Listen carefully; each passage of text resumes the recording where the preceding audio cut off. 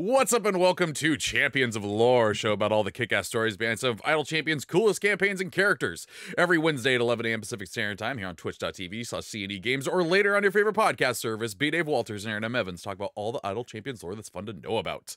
If you're here with us live in the chat, you can leave a question that I, Treavor Bettis, will ask them later in the show. But until then, Erin, B. Dave, take it away. Hi, I'm Erin M. I'm the author of the Brimstone Angels Saga, 6-book series set in the Forgotten Realms with 3 of your favorite Idle Champions, Frida Havlar, and Mahen. I also am a content designer for Idle Champions, and I play Cecilia on Dungeon Scrawlers. She's also in the mirror dimension right now. True. I don't like it. I don't like it. Like it's like letting someone else drive your car. It's like brushing your teeth with your left hand. It will only lead to chaos. It is familiar yet unnerving. I had an intention of coming and setting up early and getting my green screen so we can ease you into this change, but too late. It was one of those mornings. No, this is my actual desk. I've been streaming from my husband's desk. He wanted his desk back, so I made him move the Ethernet over here. So here we are. But it's been so long. I feel like you just took it, just like pirate code. I mean, it was a little like yours. Both of these desks are mine. So it's true. Right. The next step, he's going to be over there working while we're streaming. I'm going to be like, Erin is coming from inside the house. Now I don't have the window I'm too to see. Loud. But I mean, I feel that in my soul. Now I can't see the window to know when the creepy gardener's there, you know? Like, because I want you to know, creepy gardener. I watch a lot of YouTube ghost videos, like stuff caught in the background of TikTok. I'm not going to lie. A lot of times I'm looking at that mirror just to see if something was going to be like, in the window. I'm like, Erin, look out the window. Erin, look out the window. You know, now I can't do that. That's okay. Sorry. And who is this mysterious stranger that's been good with the jokes? a connoisseur of TikTok ghost videos. Look, y'all, I said on national television, I don't know anything about this game, and I got by on looks and affirmative action. So here we are. Yeah, yeah, there it is. Yeah, that's for you, comment section. Suck on it. Love it. I love it. Yeah, B. Dave Walters. I do that. I do that thing. That thing you just saw, that's the thing I do. Mm-hmm. You know? Indeed. Yeah, so we're here today to talk about Artificers and Eberron, and that's because there is a new champion coming to Idle Champions right after the show. As soon as the show's over, Grand Revel will start the 5th year of it, and Vi is the new champion that is going to be able to be unlocked in that event. And yeah, it's been really fun over the last few months to be working on this character and having a coworker named V, because it's like, oh yeah, I'm doing the artwork for Vi. I mean Vi. And I did see a long discussion on a forum about the pronunciation. It is Vi. Right. Yep. This is one of the few things we can verify. Yes. Verify. Yeah, this is Jeremy Crawford's character from the Acquisition Incorporated games and also the Eberron book itself. I actually did not catch that when I first read through it. I was just like, oh, it's a cool lady with a gun. I did not at all register that was Vi.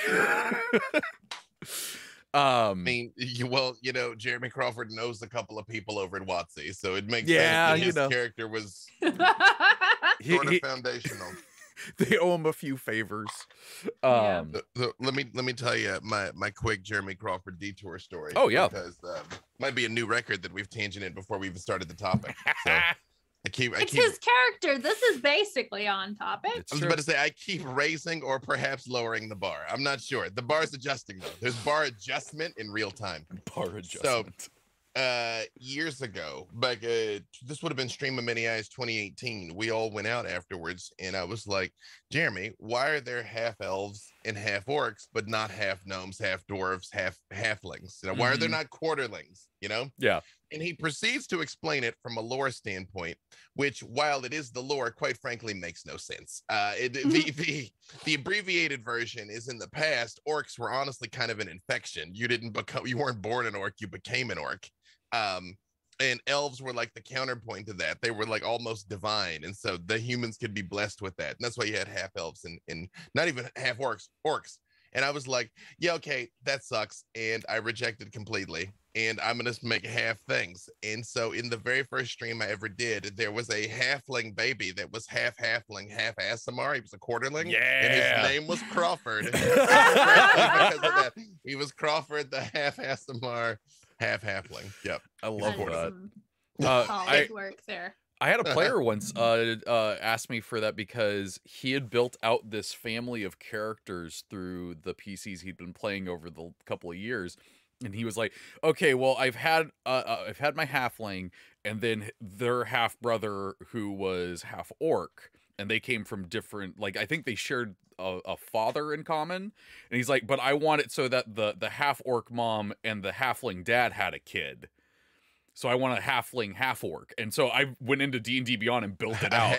A half lork, orc, yeah, and it was a lot of fun. It was so much dang fun. I do like how you essentially Adam Savage, Jeremy Crawford. I reject your reality and substitute my own. Well, it's one of those Canon's things. what you make it. I mean, there's this. I mean, it isn't. That is not true. It isn't. That's not true. Canon's what we make it. Canon is what we make it on this show. That was non-inclusive you, it turns out. It's just me, Dave. Yeah, the royal we. Yes. Yeah. Well, I mean, again, with all of these things, when you reach a certain point, you're like, yeah, but why? But why? But why? But why? Eventually, you get down to because. Yeah. You know, because. So being like, why can elves and orcs and humans interbreed but no one else? It's like, because we said so. And it's like, I mean, now there's plenty of things that should not be, like a half dwarf, half orc should not be. Yeah, right. I will personally lead their eradication. Yeah, but not saying it can be, in my mind at least. Yeah. Well, getting back to Jeremy's character, Vi, I don't know if Vi existed in any other thing before the PAX games that he started running. Yeah, I don't think so. Yeah, I believe the character was created for that. Yeah. Yeah, and I mean, it's one of those characters that, like, as soon as Jeremy Crawford started doing the voice, I'm like, I love this character. This is fantastic. It's just this old Southern gnome. Has a little vape that's for you know, the exclamation point on important things. With a firearm. Yeah exactly. And Vi first appeared in when they went to Ravnica from Waterdeep, which was a whole thing, and that was a fun game they did. You know, Mike, to take a step back here, so Vi is an artificer, right? Yep. Which is funny because I've heard people say Artificer, and I'm like, no, I'm pretty sure that was Artificer. Yeah. Yep. No, this one I'm gonna agree with you, Artificer. Yep. Yeah. But what are they? Or I would say, for people that don't know off the top of the head, because they were one of the classes that was originally from Eberron, has come over to 5th edition. So if you're not familiar, they basically forge magic like a blacksmith forges things normally, like they make things. Usually they can do some other stuff in addition to that, but they artifice. That's what they do. They make magic items basically. And in the current iteration of 5th edition, you can kind of make superheroes with them. You can make Iron Man, like a bunch of other things. Yeah. Honestly, I was watching Eternals recently. No spoilers, but the character Festus, I was like, this is like my ideal way an artificer would work. Like, he essentially cast hold person on someone with tech, and it was really cool.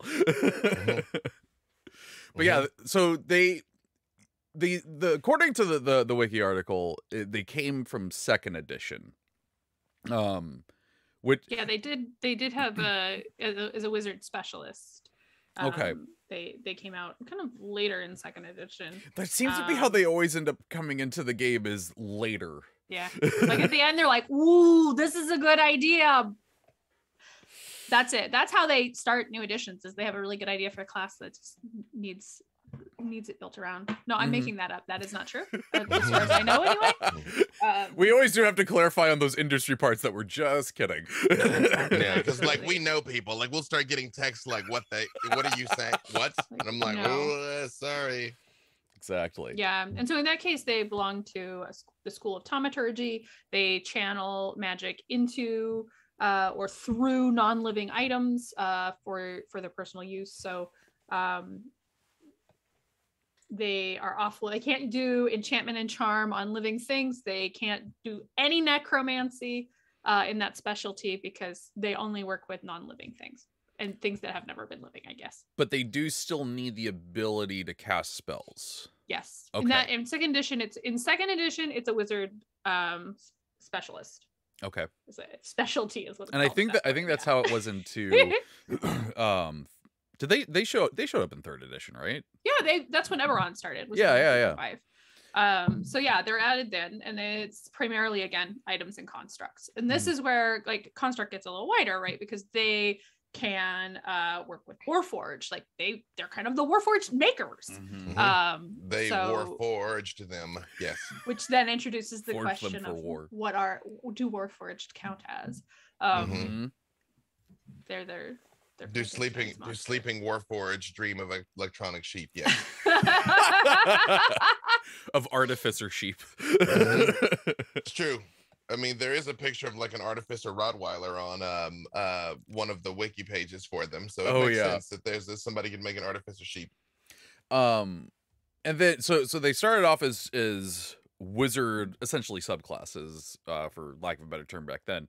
And then in 4th edition, which I know it is not correct to speak its name on this show. Only with B Dave, I'm fine with it. I know, me too. I like it.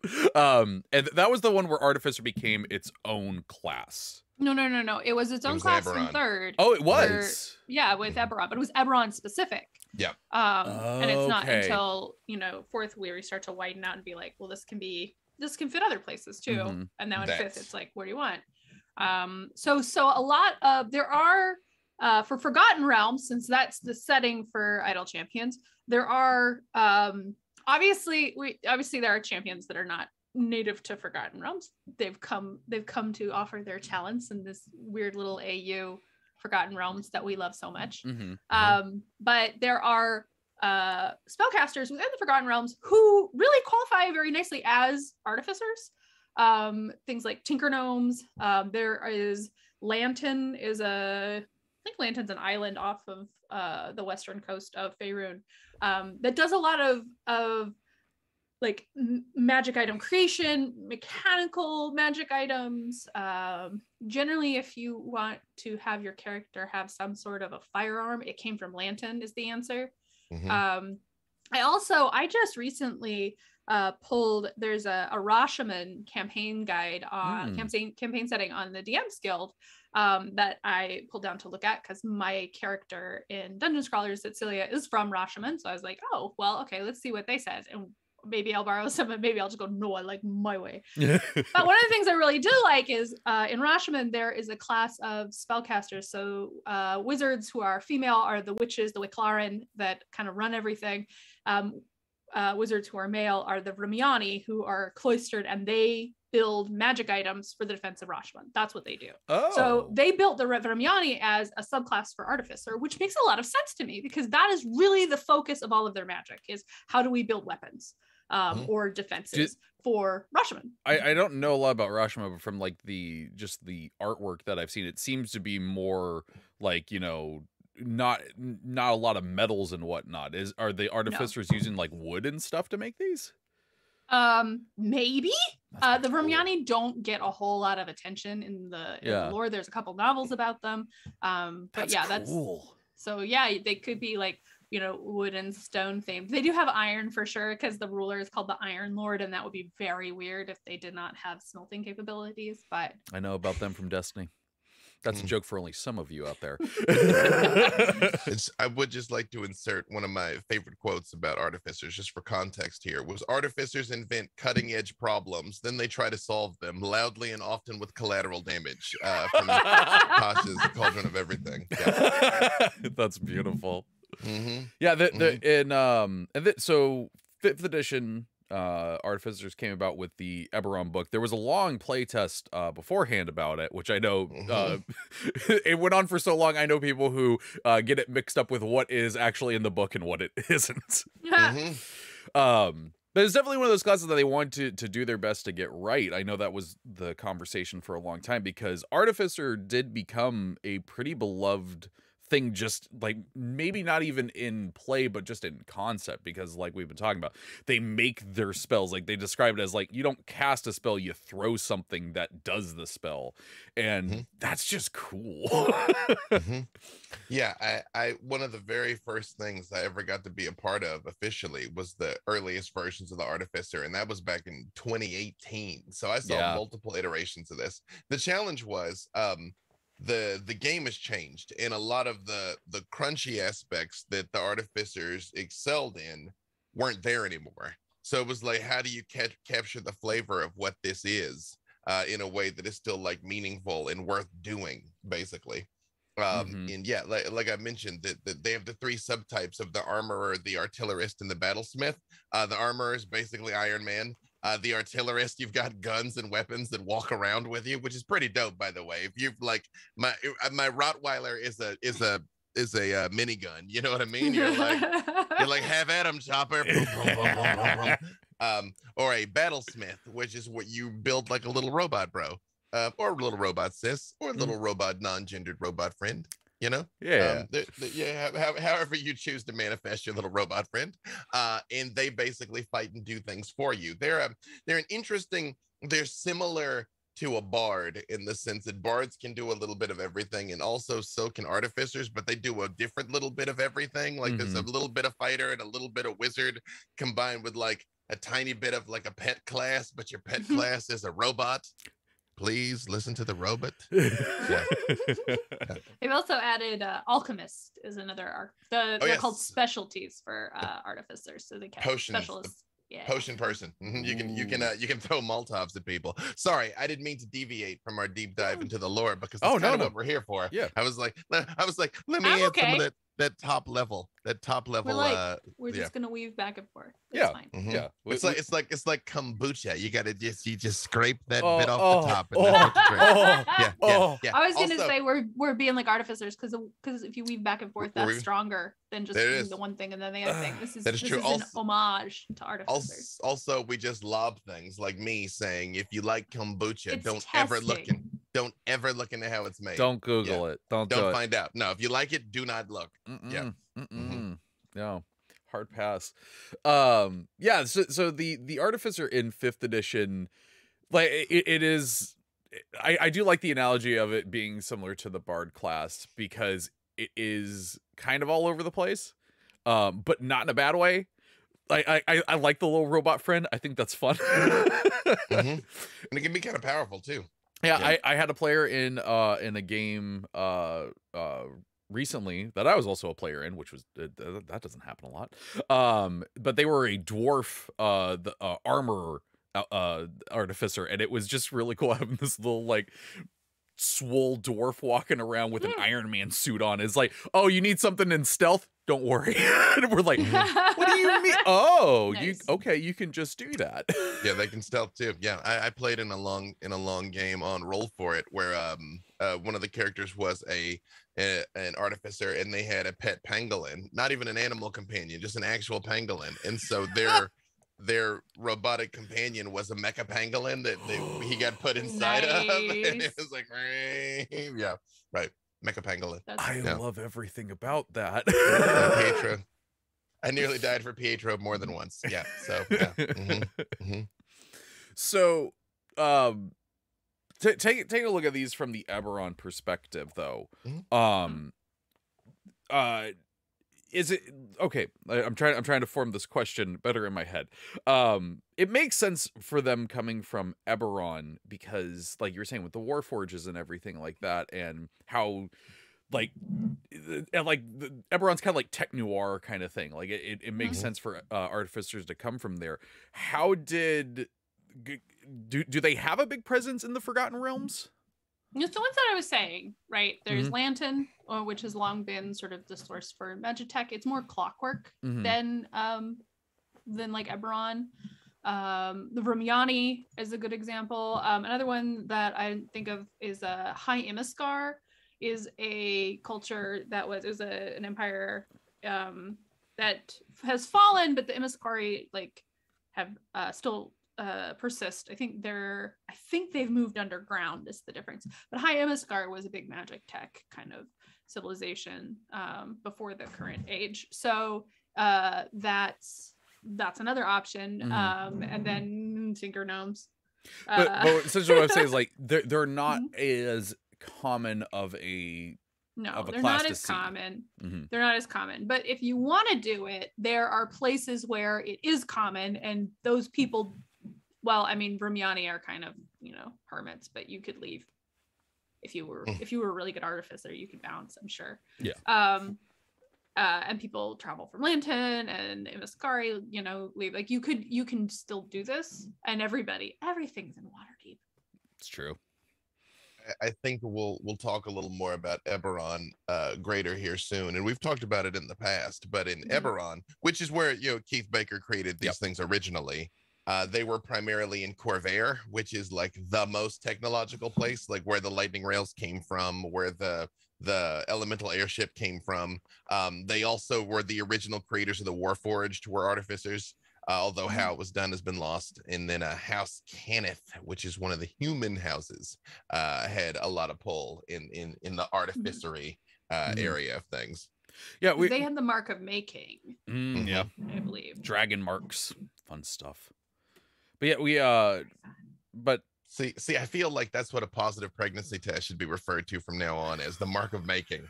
You're like, gaze upon the mark of making. Gaze upon. Oh, God. Yeah. But so even in Eberron though, like it wasn't every city had like an artificer walking down the street. But a lot of them, like it's like it's sort of like there are in the bigger cities there are more tech jobs, and so that's where the artificers are, because they want things like lightning rails and the elevators, the magic elevators in Sharn. I don't remember what they're called right now. But all that cool tech stuff. Whereas if you're out, if you're out in the swamplands that I forgot the name of, they don't have that stuff. So there's not as much for you to do. So if you're an artificer out there, you're probably someone who lives in a shack and makes experimental things, and the neighbors know that if it explodes periodically, that's not an emergency. You did just make me think, saying though about all the tech stuff going on in the big cities. Now I just want to do a whole artificer group parody stream of Silicon Valley in Eberron. No. That's amusing. See, I was thinking about like these like rugged frontiers people that are out trying to bring electricity and like culture to the frontier of Eberron. You do like a Tennessee Valley Authority kind of thing with the. See, you took it in a cool high fantasy epic way. I took it in a comedy way. Porque no los dos. True. Yeah. True. Yeah. Yep. I will also recall, for people who are familiar with Eberron, the Eberron, both technology and magic and even power are broad but flat. Like lots of people have access to very small effects type thing, and very few people have access to major effects. Well, that's actually a good question. So with an artificer, so you're saying that they can't enchant living things, but that's how they get their magic into like their devices and stuff like that. Could an artificer essentially put a like shocking grasp or something into an item and hand that to a non-spell casting person, and they could use it? I think so. Yeah, I have to admit, I haven't played a 5th edition Artificer, so I'm like, the current iteration. The answer is kind of they can only make so many things. Oh, that's right. They have the infusions. Yep, they have the infusions. Yeah. But one advantage that artificers have in the game of 5th edition now is you can only attune to 3 items, which basically, if you have a particularly powerful item or particularly useful item, you have to attune to it, and you can only have 3. Artificers can have up to 5. Which is another thing that they have going for them. Yeah. Which certain min-maxers can use that to, Freely's picking up a new class, y'all. That's true. Yeah, no, I realized maybe I've been going about this all wrong. I got this arm now. Yeah, exactly. I mean, I do have a clockwork arm. I just have to start attaching guns to it. I have a rocket arm. Well, I mean, Man, Havilar's already so jealous of that arm. The rockets, she might get desperate. It's yeah. I mean, Avron's the one who made it. I mean, I'm sure we could. You know what? No, keep your arm. Your arm is beautiful. That guy likes me. No, keep your arm. Your arm is wonderful. Trust me. Yeah. I'd be lying if I didn't say this thing came in handy, though. Okay, so handy. Handy. Yeah. It's funny, Treavor. But so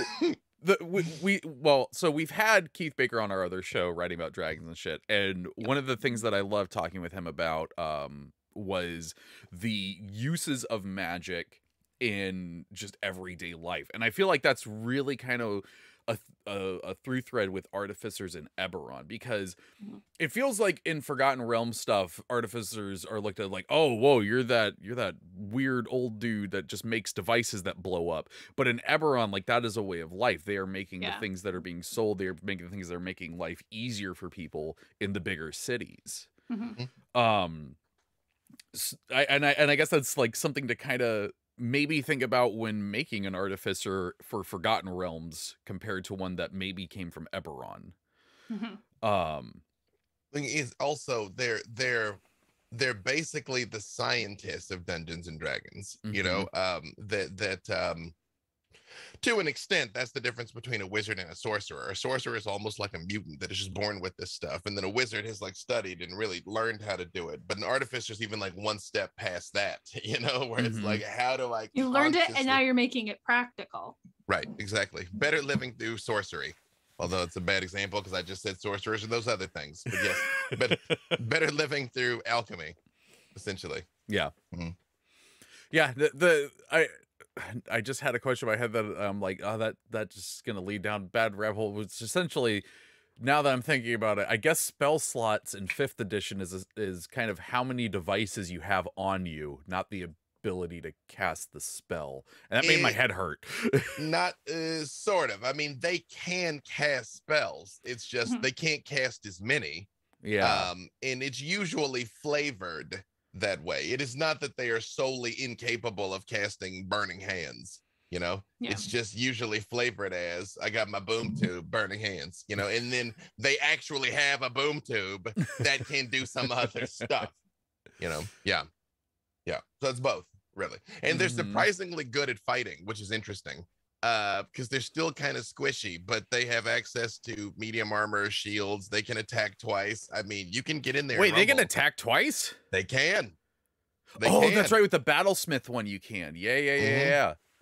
I mean, the Battlesmith one is don't get me wrong. The Iron Man subclass is really freaking cool, and the artwork that they came out with it for I think it was in Tasha's book is just cool looking. It's just magic Iron Man. Like, they even have the ping on the hands.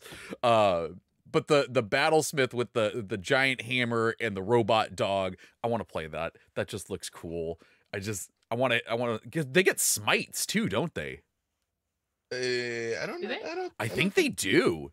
They get a thing, yeah. I vaguely remember building one of these for my sister, and I feel like they get smites, which is just ridiculous.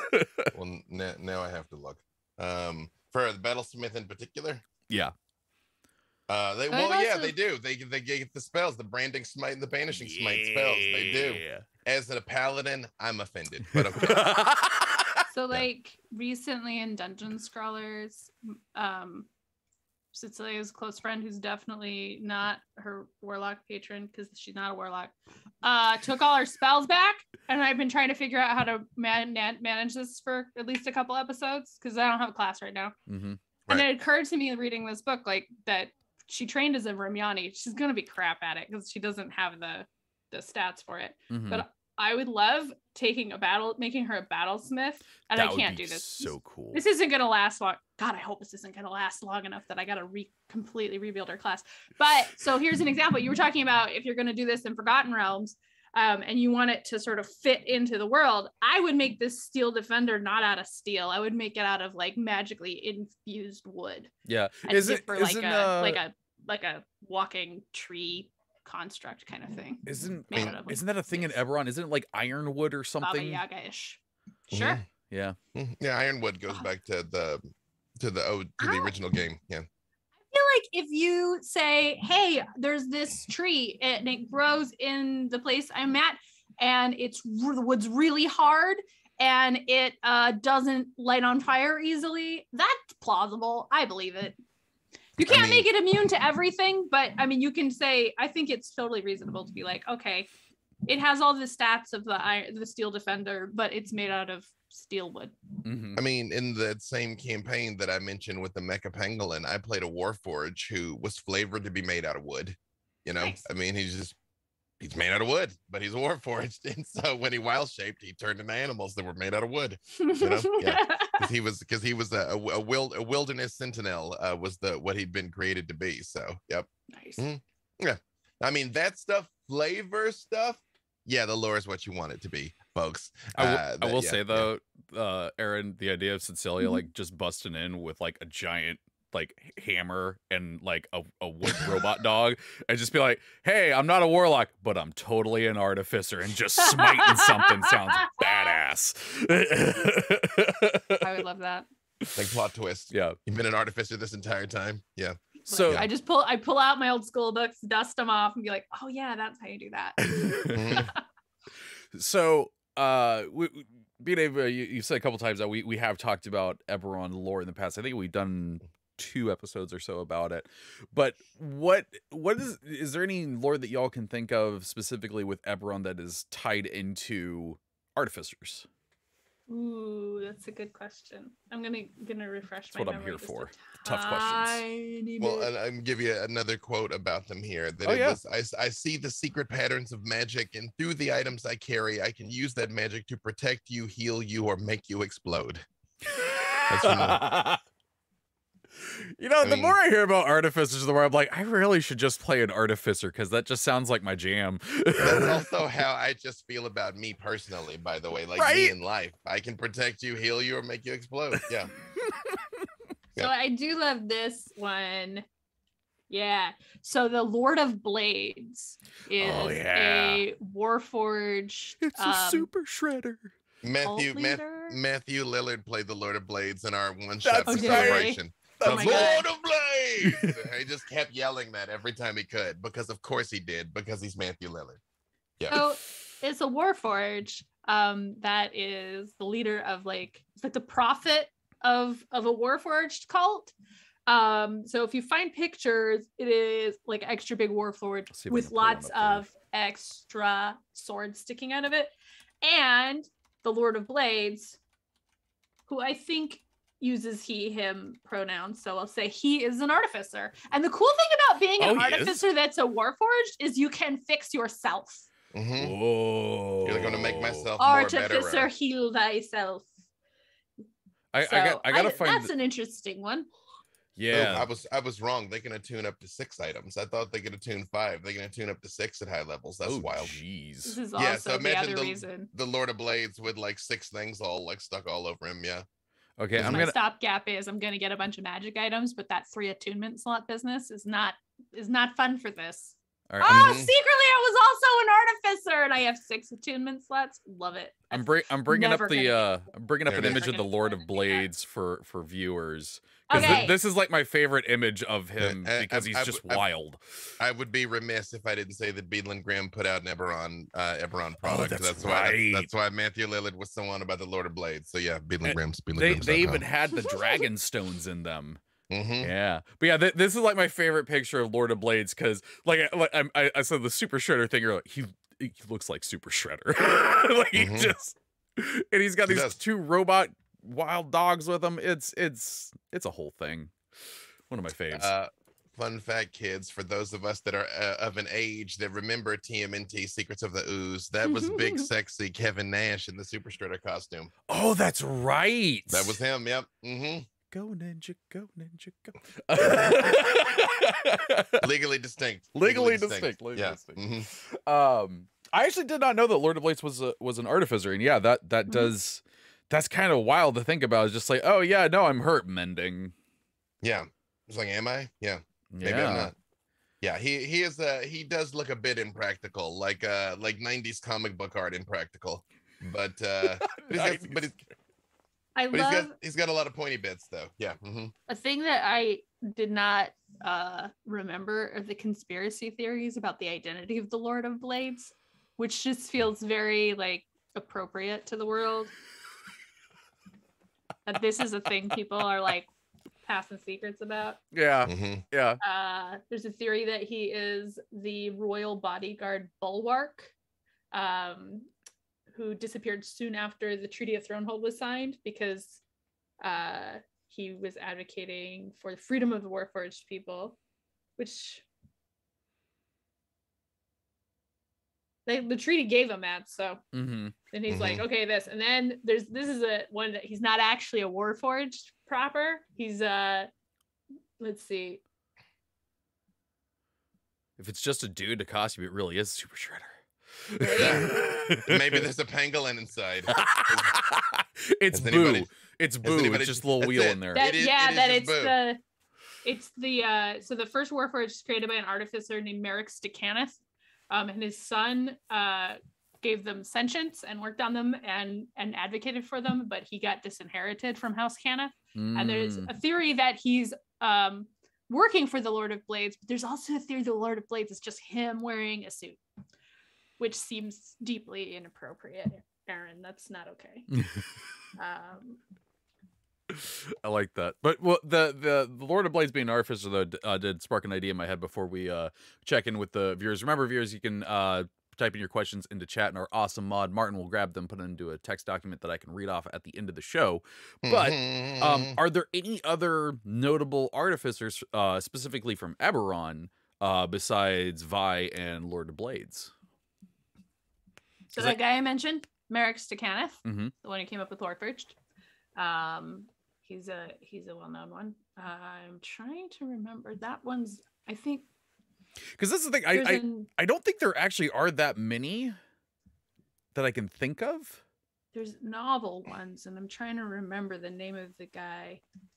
Let's see. We got because he's not on the main list. there are some. Hold on here. Let me look at that real quick. Yeah, so there's a few. So again, all right, let me take an even step further back than that.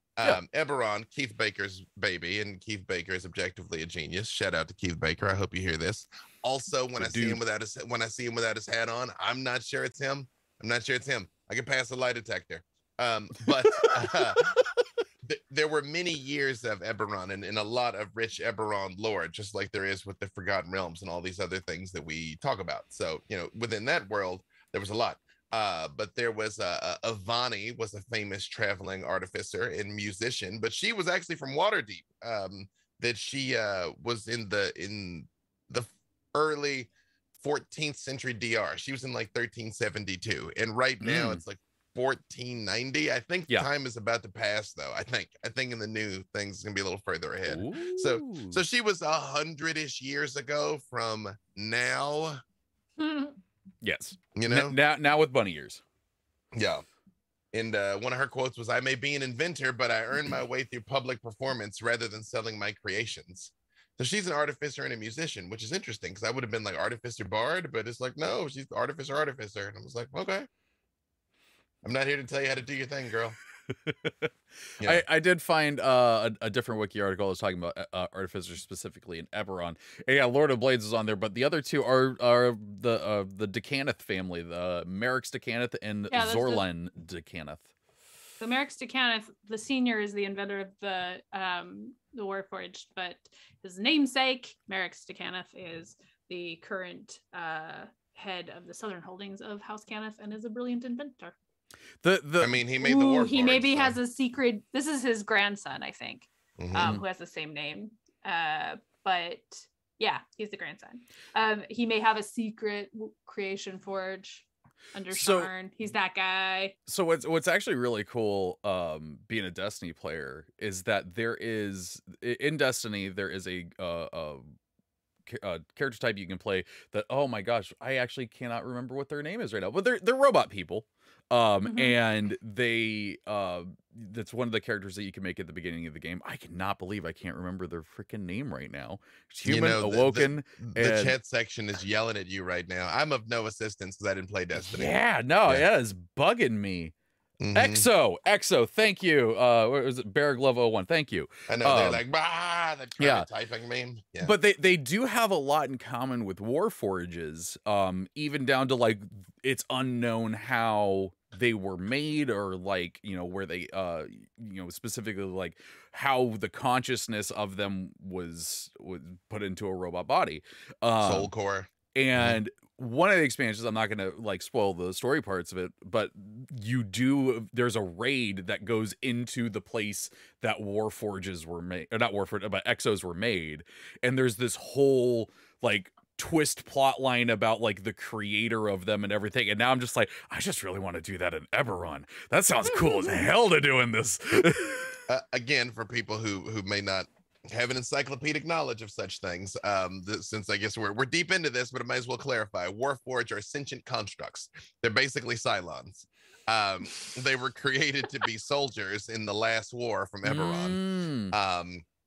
The last war ended when Sire was utterly obliterated, and is now in the Mournland. Nobody knows exactly how. Although if you'd like to know how I think what happened, you can watch the Black Dice Society episode we did called The Morning Rail, where we get some insight into at least what I think happened in Sire. But either way, after the war, the capacity to make these sentient constructs was lost, but a bunch of them still exist. So theoretically, if you're playing a Warforged character, you're from before the war. So you're either old or like recently reawakened somehow. But if you want to play a Terminator in D&D, pretty much sells itself. There you go. Thank you, Keith Baker. You describe all these characters. It's just like, I'm a dwarf ranger and I have a crossbow. I'm a human knight and I have this sword. It's like, I have a shotgun that I hide in a box of roses. A shotgun that is my arm that I have now hidden in a box of roses. Yeah. Get down. Get down. Oh my god, that'd be the worst thing to do to my group. Just subject them to my terrible Arnold Schwarzenegger impression for an entire campaign. Yeah. Or the best thing. Get to the airship.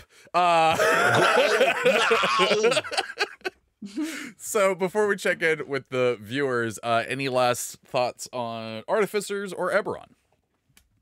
I will say Artificers mechanically are very unusual. I simply, if you've been playing this game for a while or nothing quite fits, try it, because I find it either is your jam or it is not your jam. Yep. Like it is. You will not feel lukewarm about Artificers. It will be a yes or it will be a no. But that's true. Yeah.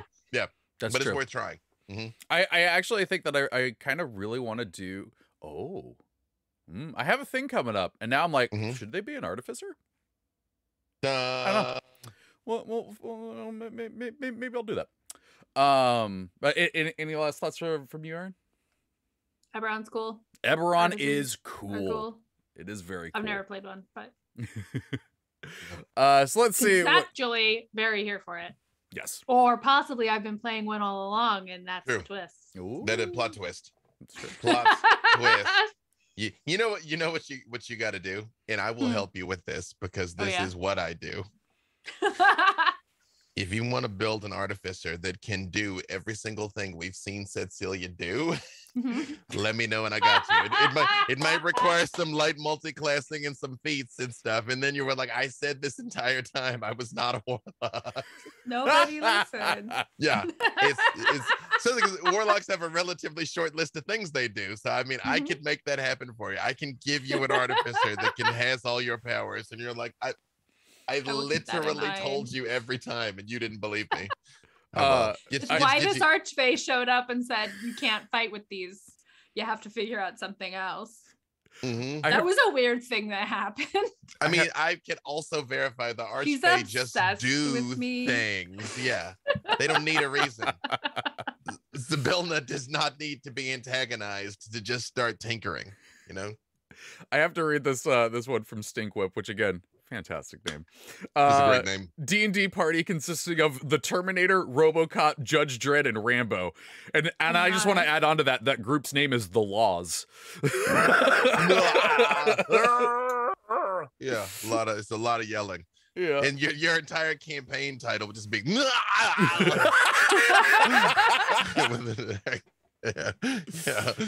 All right, let's see what the viewers been up to.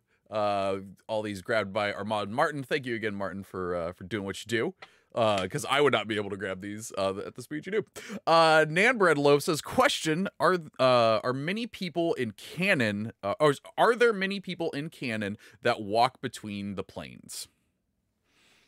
Yeah. Well, I mean, as magic kind of entered into parallel with D&D, becoming a planeswalker became very easy. But I mean, all the way back to Planescape, there's lots of ways, up to and including the plane shift spell, which is not that high level of a spell. Yeah, it's not something so common that like NPCs would be like, oh, you guys walk planes? Cool, my cousin does that.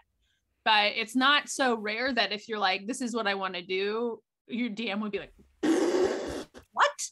Mm-hmm. Yeah, it's a special thing, but it's a very accessible special thing. I generally have like my powerful NPC characters that I just have to do DM magic. I usually all make them like planeswalker adjacent sort of things because it's just fun and it's an excuse for why they can be anywhere you want them to be. Let's see. Cassius335 says, question, not to cross the streams or anything, but how would Cecilia and the Raven Queen react to each other? B-Dave's like, this is important to my interest. Part of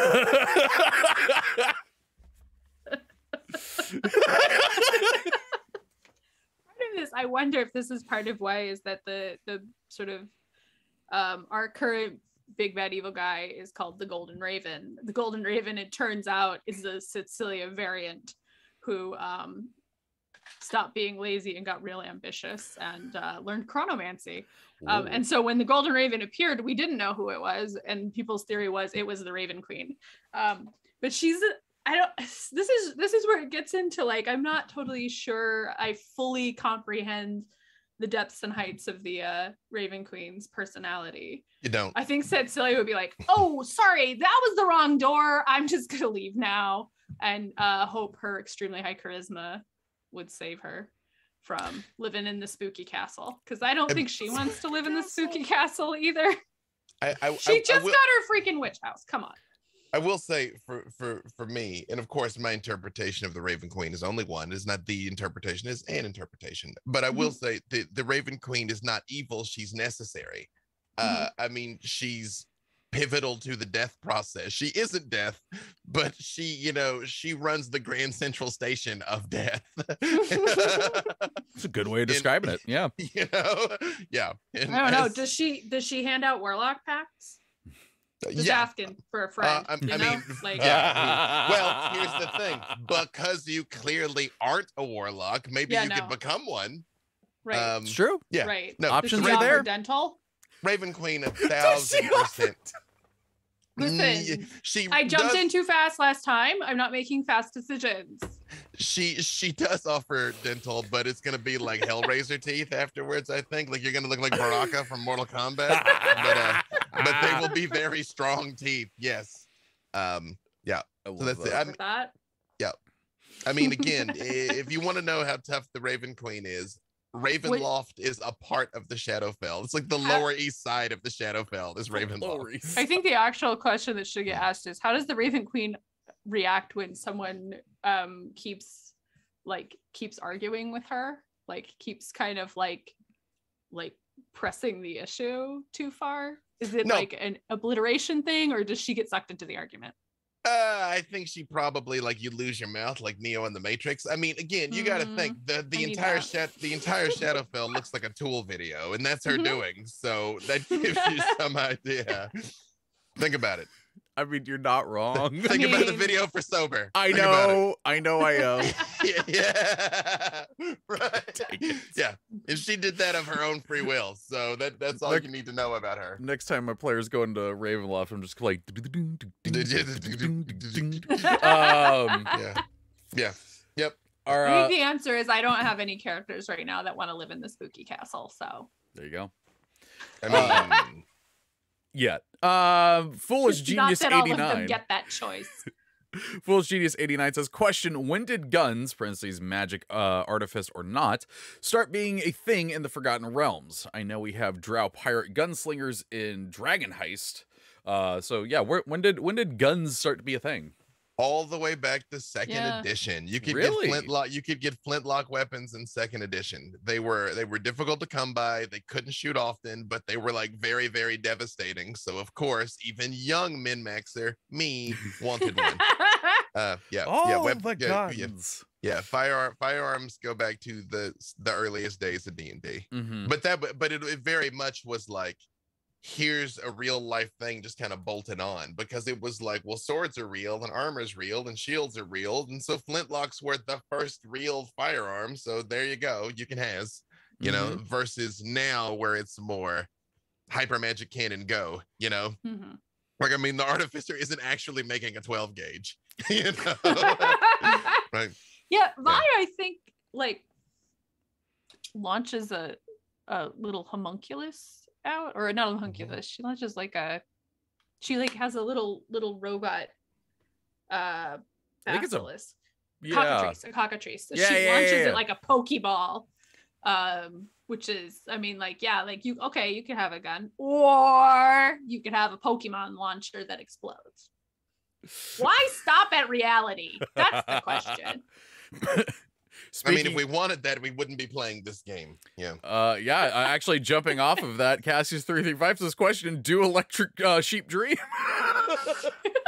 And you know what? So yes, and I could do an entire podcast episode about my feelings on that.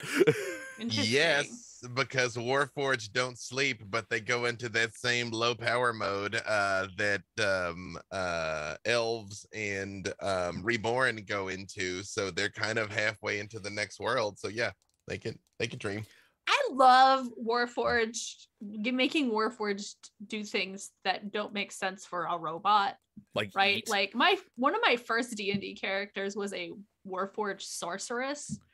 And I had reasons, and they did not actually track. Like, the point was that story makes very little sense. I love it. She was convinced she was the reincarnation of a little halfling girl who had died in the last war, because this halfling sorcerer found her, and the mark on her forehead looked like the little girl was missing a finger, and it looked like a hand missing a finger. So he's like, "You're my daughter." And she's like, "Cool." He's like, "We're gonna call you Luca too." And she developed this sorceress power. She's like, "Well, it's because I inherited it from my dad," except that's not actually what happened at all. So what did happen? It was fun. It wasn't the right game for that character, because it was very much really like, cool, fight this monster. Now fight this monster. And I was like, can I have a breakdown about that creation forge we just found? No, we're going back to the surface.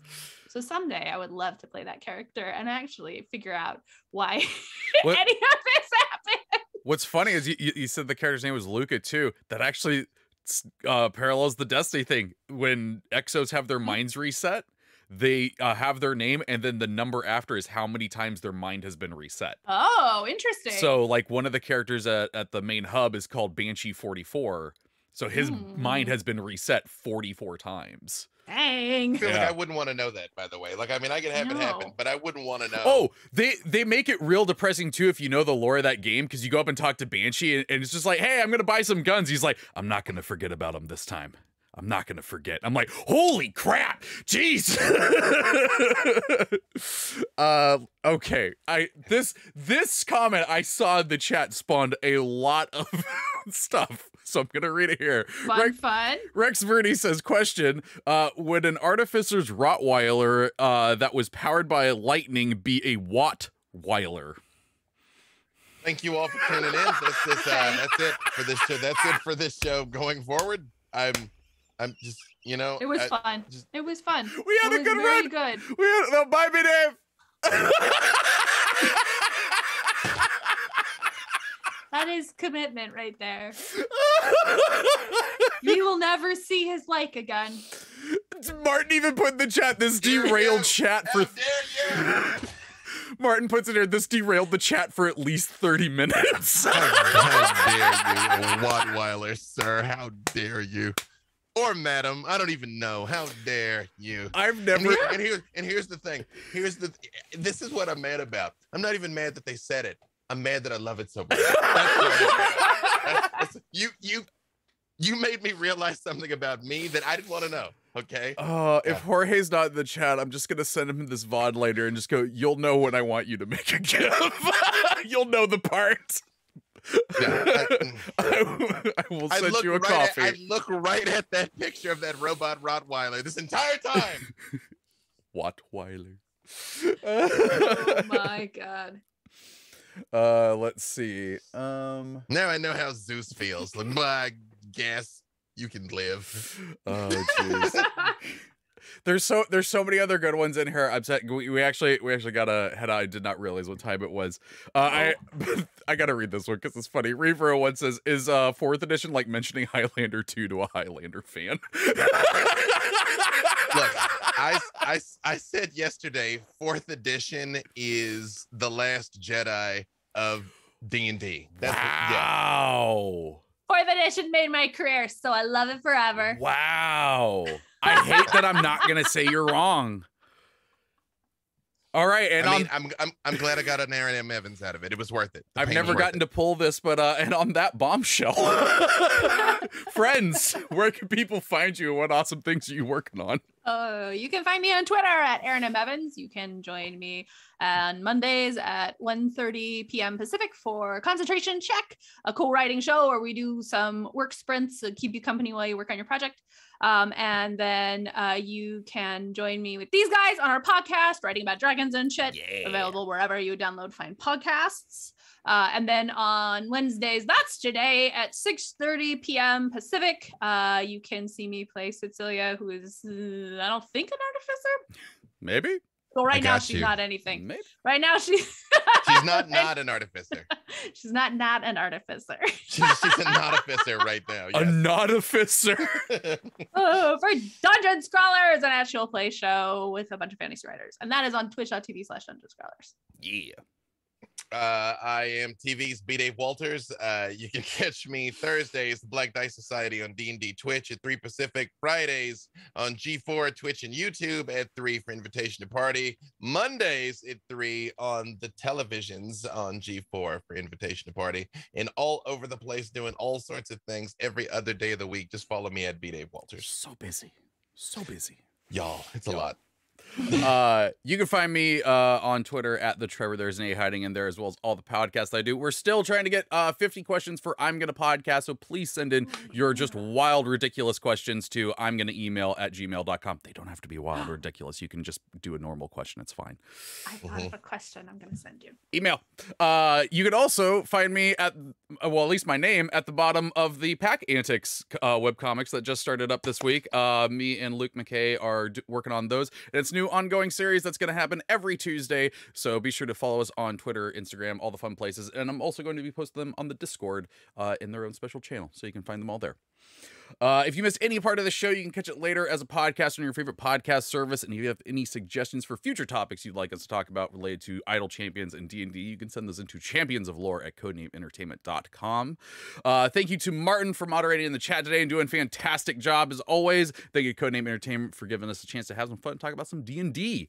If you're here with us live right now, well, one, Grand Revel just started, so go update your game, go unlock Vi, have some fun. Mars will be back at 1 p.m. today for more Mars's Guiding Hand, and then we'll have Sketching Hour at 3 p.m. So you got a plenty fun day of things to do, and I hope you stick around and have some fun with them. But until next week, Champions out.